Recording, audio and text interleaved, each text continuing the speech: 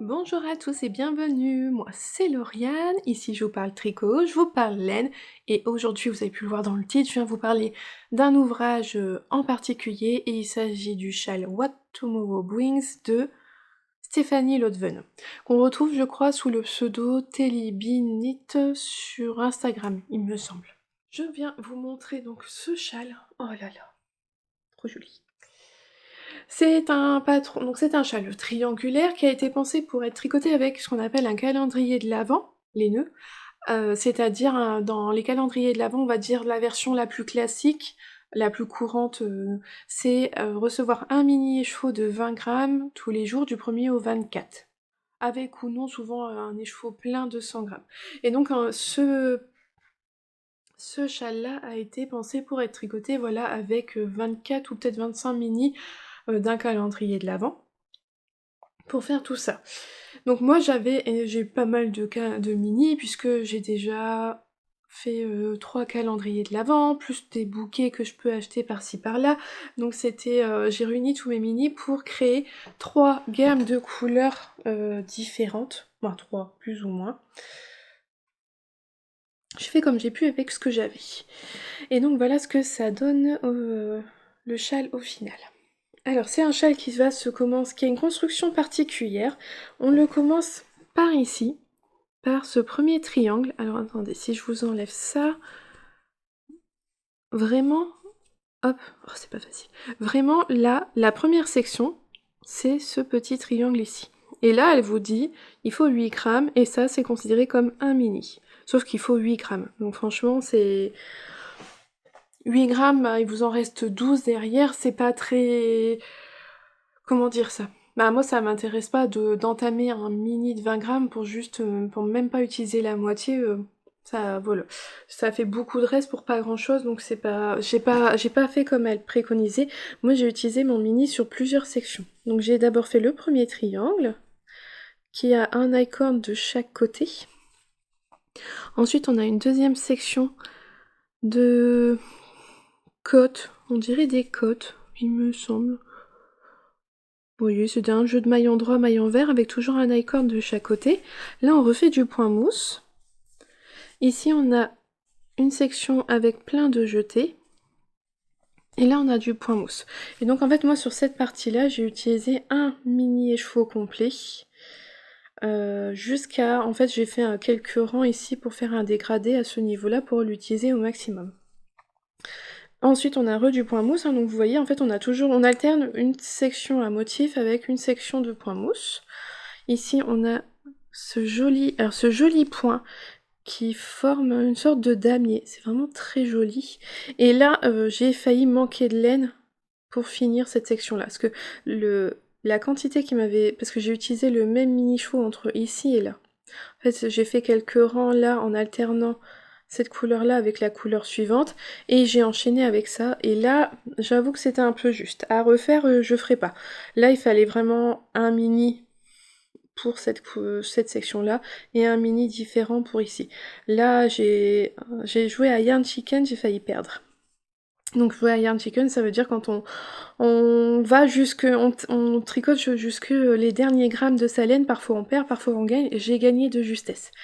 Donc là, on arrive au centre du châle, avec cette section-là, j'ai utilisé, donc c'était du point mousse. Donc là, on augmentait, et à partir de là, on commence à diminuer. Donc là, j'ai utilisé un mini complet, pour pas être dans... Parce que là, j'étais vraiment juste, j'ai pas reproduit la même chose à ce niveau-là. Donc là, j'ai pris un mini complet, bah, il me restait j'avais des restes, hein, forcément. Ici, j'ai utilisé un autre mini, pour ce très joli motif de dentelle vraiment simple. J'ai fait quelques rangs pour alterner, j'ai tricoté plusieurs rangs avec le mini que j'avais choisi pour cette section-là, et juste arrivé ici, vers la fin, j'ai refait quelques rangs pour intégrer ma dernière couleur qui m'a servi à faire toute la fin du premier triangle avec une seule couleur. Donc là aussi, on a une sorte de... ça fait comme des petites cases, un motif de maillon droit, maillon vert, du point mousse, un motif de torsade, alors c'est des fausses torsades, ce sont pas des torsades mais ça donne un effet torsade, et du point mousse. Donc la différence entre la partie droite et la partie gauche, En fait, ici, j'ai 2 mini, tandis que dans cette section-là, j'en ai 3. J'en ai intégré un 3e dans cette partie-là pour ne pas être ici en manque de laine, en fait. Voilà. Je suis pas sûre que ça soit clair. Enfin, on vient donc faire ce premier triangle dans ce sens-là. On n'a pas énormément de mailles, ça se tricote bien, c'est sympa et tout. Après, on doit venir relever les mailles tout le long du... Comment on appelle ça? Tout le long du triangle, tout le long de l'icorne, on vient relever les mailles. Hop. Et là, d'un coup, ben, les rangs, ils sont quand même plus longs. À partir de ce moment-là, j'ai changé de couleur. Alors, j'ai beaucoup changé mes dégradés, tout ça, avec ce que j'avais. Donc, normalement, je voulais une base vraiment dans les tons bleus parme. Finalement, j'ai pas vraiment réussi à faire ce que je voulais. Ah oui, si, parce que je trouvais que c'était trop tranché avec la partie du haut. Donc, je suis venue intégrer du beige. Donc, comme le même principe qu'au départ, on fait des rangs de... Comment on appelle ça? Des rangs de points mousse. Et là, j'ai utilisé, comme j'ai respecté ce qu'elle disait dans le patron, c'est-à-dire que j'ai utilisé à chaque fois un mini écheveau différent pour chaque session, parce que bah là, on utilise de plus en plus de laine. À ce niveau-là, j'ai une erreur, parce que moi j'ai tricoté tout en point mousse, alors qu'ici c'était des mailles en droit. Vous voyez, pour former la jolie ligne. Bon bah je l'ai pas là, tant pis. Je trouve ça pas choquant. La section suivante, ce sont des jetés. Vous voyez, c'est vraiment pas compliqué. À nouveau, du point mousse. Ici on a des torsades. Alors c'était là vraiment la partie la plus longue parce que vous voyez c'est plein de petites torsades mais tout le long. Des deux côtés, hein. Donc on est centré par rapport à ce triangle-là. Donc ça c'était vraiment long. C'était vraiment la partie la plus longue. De toute façon là on est vraiment, je retrouve sur les... De toute façon ce sont les rangs avec le plus de mailles, les rangs les plus longs, c'est cette section-là. Vous voyez, comme ça. Et donc encore du point mousse, et le dernier ça doit être du point de riz. Donc une fois qu'on a fini, on a toutes les mailles ici, on a une partie qui va rester en attente. On laisse toutes les mailles en attente en fait sur tout le châle. Et on vient, hop, prendre à partir de ce niveau-là. On vient commencer à tricoter cette première partie-là. Donc à nouveau, on a un I-cord d'un côté et de l'autre. Et on vient commencer à tricoter quelques points mousse, quelques rangs de points mousse. Et petit à petit, on a une ligne qui est marquée là, de maille en droit. Hop, et on forme 3 colonnes. À un moment, elle nous dit de rejoindre avec le châle. Et donc à partir de ce moment-là, on a moins de 40 mailles sur son rang. On va venir tricoter le rang et petit à petit, on va venir tricoter les mailles qu'on a laissées en attente. En fait, on vient les tricoter à chaque rang. Petit à petit, on vient les tricoter. Comme ça, notre bordure se raccroche petit à petit au châle. Donc on vient pas relever les mailles. Les mailles, elles étaient là en attente et on vient les tricoter de temps en temps. Et ça, moi j'ai bien aimé. Donc après, vous voyez, c'est toujours tout droit, on voit bien. Donc là, j'ai utilisé une nouvelle couleur, un nouvel mini écheveau. Et on voit arriver à une certaine marque. En fait, elle nous a fait noter sur le dernier rang ici, elle nous a fait poser des anneaux marqueurs à certains endroits. Et en fait, c'est pour marquer l'endroit où on fait les dégradés, pour passer d'une couleur à une autre. Donc là, vous voyez, on voit, hein, il y a un dégradé, on fait des rayures. Hop, je poursuis avec un autre mini écheveau. On poursuit toujours pareil, en venant s'accrocher petit à petit au châle. On arrive ici, on vient faire quelques rangs de dégradés. Et là, je sais que j'étais vraiment juste en laine. Et j'ai pas de reste, il me semble, à ce niveau-là. Et on poursuit. Hop, donc là j'en suis à ma 3e couleur sur la bordure, hop hop hop hop hop, et à ce niveau-là on arrive là. On arrive à la pointe du châle. Donc on vient refaire quelques rangs de dégradés, et là elle va nous faire tricoter, hop, on vient tricoter l'autre côté du châle, alors que j'essaie de vous le montrer, dans ce sens-là. Hop. Voilà, je sais pas si... Là, d'un coup, on va aller comme ça. Alors, c'est quand même moins long que la section qui est ici, puisqu'on est que sur une moitié de châle, plus là, la 40... Il n'y avait même pas 40 mailles à ce niveau-là. Donc voilà, c'est quand même moins long en termes de rang que la partie du milieu. Et là, une fois encore, on vient faire on vient donc intégrer, il y a 3 sections de points mousse. Donc on continue les 2 lignes là. qui ont fait poursuivre la ligne qu'on a créée ici à force de venir, raccrocher nos mailles. On continue la ligne à ce niveau-là et tout le reste de cette bordure-là est en point mousse. Et donc on a 3 couleurs et là aussi elle nous fait faire des, rayures. De mémoire, je sais que je n'ai pas eu assez pour, je sais plus, il y a une couleur, je sais plus si c'est la première ou la deuxième dans la bordure, j'ai pas eu assez, et la troisième aussi, je suis quasiment sûre que j'ai pas fait assez de rang. Ah, c'est la deuxième couleur, je crois que j'ai pas eu assez pour faire les rayures avec ma dernière couleur. Et de toute façon, ma dernière couleur, j'ai fait moins de rang que ce qui était préconisé. Voilà, je suis pas sûre que mes explications, elles sont claires, mais bon. J'ai aimé le tricoter. Franchement, c'était chouette à tricoter. C'est un patron, c'est voilà, on s'ennuie pas, ça rythme entre les sections avec des motifs qui sont toutes différentes. À chaque fois entre deux, il y a du point mousse histoire de se reposer. La construction, elle est hyper intéressante, c'est vraiment sympa à faire. C'est vraiment chouette, c'est bien pensé. Alors j'ai trouvé le patron qu'il était bien expliqué, donc surtout faut savoir que par contre il est en anglais, et en tout cas il est pas en français, je sais pas s'il est dans d'autres langues, mais il est pas disponible en français, donc c'est que en anglais. Donc il faut quand même faut quand même comprendre l'anglais puisqu'elle donne. Alors elle renvoie par exemple à un lien YouTube, elle explique comment faire, mais il y a un lien aussi pour relever ses mailles tout le long de la corde. Elle explique aussi comment bien raccorder quand on fait ce côté-là. On fait d'abord ce premier morceau à part et après on vient le raccorder.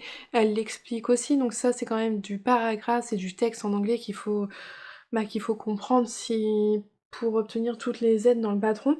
Après, c'est ce qu'il y a de plus technique, en fait, euh, se- c'est de venir assembler les différentes parties. Tricoter ça, c'est pas compliqué, tricoter ça, ça l'est pas, ça non plus, mais la manière dont c'est agencé et dont on l'assemble, bah là, c'est ce qu'il y a de plus technique dans le patron. Chaque chaque partie à motif est expliquée soit en version écrite ou soit en diagramme s'il y a besoin d'un diagramme. Faut faire attention quand même quand moi je suis uniquement le diagramme, mais il y a des fois, j'aurais pu vous dire où, mais par exemple les 2 premiers rangs du diagramme font pas partie de la répétition. Et ça, elle le marque c'est écrit dans les explications écrites. Alors comme je vous le disais, j'ai aimé tricoter ce patron parce que la construction était intéressante, elle est différente de ce qu'on a l'habitude de faire, parce qu'après on a plein de sections différentes, donc c'est motivant, c'est chouette, et puis le fait de changer de couleur aussi souvent, c'était quand même vraiment pas mal. Donc moi voilà, j'ai vraiment voulu une base beige, rose, très pâle pour le haut. Ici je voulais vraiment une base bleue, mais je trouvais que ça tranchait trop, donc j'ai rajouté un peu de beige, et je vais comme j'ai pu pour passer vers le bleu, le parme, comme j'avais envie, et j'ai terminé vraiment par un coloris vert d'eau pour la bordure. Avant de le laver, je trouvais que cette partie-là, elle repiquait fort vers le haut, qu'il y avait énormément de matière par rapport au reste du châle. Après, je pense que c'était surtout dû au fait que celui-là, il est tricoté dans ce sens-là et que ça s'est tricoté dans l'autre sens. Mais au blocage, donc quand je l'ai lavé et que je l'ai mis à bloquer, je l'ai épinglé de manière à ce que ça soit bien droit sur le haut. Et puis après, j'ai tiré vers le bas et finalement, il a pris une bonne forme. Je trouve que c'est quand même un châle qui est vraiment grand, il est bien enveloppant, très confortable. Hop. Et les couleurs qu'on voit le plus, bah c'est clairement, moi c'est ce que je voulais. On voit un peu le beige en haut, mais on voit surtout ici le parme, violet, parme et le vert. Et j'aime énormément. Voilà. J'en suis vraiment très contente, je le porte assez régulièrement, je trouve que au final, même s'il a plein de couleurs, j'arrive à le porter avec, avec mes pulls violets, je trouve que ça passe quand même vachement pas mal. Avec un pull beige, ça va bien. Bon, ça va pas avec ce que je porte aujourd'hui, mais ça, c'est pas grave. Alors, comme je vous l'ai dit, c'est donc un patron qui est disponible uniquement en anglais, mais qui est vraiment chouette pour tricoter des mini, tout ça. Alors, moi je dirais pas un calendrier de l'avant complet, pas 24 mini. J'ai pesé Alors moi j'ai utilisé au total 17 mini différents. J'ai quand même eu pas mal de restes, alors pas des gros restes, mais j'ai eu un peu de restes de beaucoup de couleurs. Il y en a certaines qui sont vraiment passées. Là, sur la fin, les dernières sections, j'ai pu faire passer des mini complets. Et j'ai pesé mon châle et il pèse 290 grammes. Sachez qu'en gros, il vous faut à peu près, plus ou moins, 300 grammes de laine en reste ou en mini pour faire ce projet-là. Après voilà, moi je vous dis ma quantité utilisée avec ma tension à moi. Je tricotais beaucoup serré avant, je me suis quand même pas mal détendue. J'ai envie de dire j'ai une tension plus ou moins normale maintenant, mais bon, normale par rapport à qui, ça a pas vraiment de sens. Je suis ni trop lâche, ni trop serrée. Voilà, je peux pas vous en dire plus, mais je pense qu'il faut à peu près, ouais, prévoir dans les 300 grammes de reste, ou alors si vous voulez, vous faites vraiment comme le patron préconise et 24 mini. Dans le patron, il est indiqué, chaque section combien de grammes il faut. Voilà, et je vous avais dit, hein, là, le premier triangle, elle recommande 8 grammes. Enfin voilà, je pense que j'ai fait le tour de tout ce que j'avais à dire sur ce modèle. Voilà, il a une construction intéressante, il permet d'utiliser pas mal de couleurs et donc c'est hyper motivant, c'est vraiment chouette, c'est vraiment très agréable à tricoter. Si vous avez pas peur des patrons en anglais, je vous le recommande. Il a ce qu'il faut en explication, sans voilà, ni trop ni pas assez, mais bon, c'est tout en anglais et c'est vrai que pour certaines techniques, il faut être quand même, je pense, à l'aise avec l'anglais. Voilà pour ce patron-là. J'espère que cette petite vidéo vous aura plu. En attendant, je vous souhaite une belle journée ou une belle soirée en fonction de quand est-ce que vous la regardez et surtout un bon tricot. Et je vous dis à bientôt. Bye!